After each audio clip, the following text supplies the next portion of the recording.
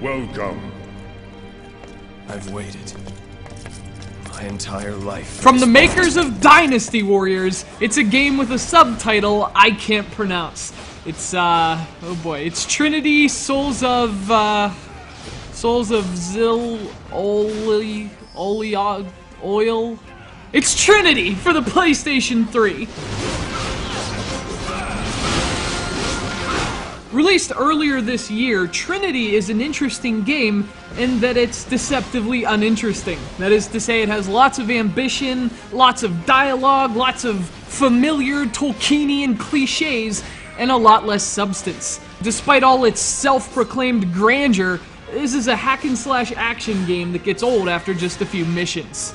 You play as a young warrior named Arius, a skilled swordsman, and a half-elf. He's haunted by a memory from his childhood, when he watched his father die by the hand of an evil Dark Lord. And that memory drives him to this day, and as he hones his skills as an arena attraction, he longs for the day when he'll have his revenge. So obviously, there isn't a whole lot going on here you haven't seen before. There are elves, there are swords, there are magic attacks. And for all the content that's packed within this really massive quest, it's all very familiar. The environments, the characters, and especially the gameplay.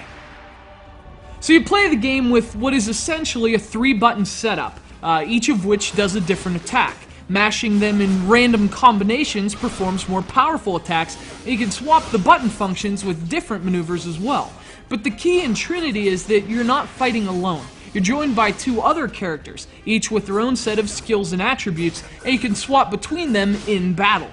Now that sounds like a lot more diversity than it really is. In practice, it all kind of feels the same. You're just hammering buttons, running around, and trying to get the camera to keep up. The differences between the characters are the standard big bruiser, fast girl, average guy setup. So in both concept and execution, it's all pretty vapid. So the gameplay and the premise aren't the most original things in the world, but Trinity does provide an impressive amount of sheer content. There are lots of missions to take on, and the best thing about the game is the way it implements some light RPG elements into its otherwise boring structure. You can talk to people at taverns and accept new missions from the guild, and in terms of the gameplay, there's a satisfying experience system used for leveling up your characters.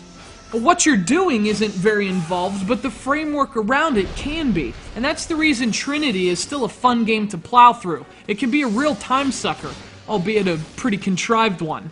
So it's kind of like you want to level up and keep killing things, although it's not a whole lot of fun and you'll have no idea why.